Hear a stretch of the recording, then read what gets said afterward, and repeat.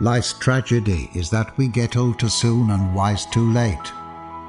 Age is an issue of mind over matter. If you don't mind, it doesn't matter. A birthday is a good time to begin anew, throwing away the old habits, as you would old clothes, and never putting them on again. Never let yesterday use up too much of today. Anyone who keeps the ability to see beauty in every age of life really never grows old. Wrinkles should merely indicate where smiles have been. It is not true that people stop pursuing dreams because they grow old. They grow old because they stop pursuing dreams. Don't simply retire from something. Have something to retire to.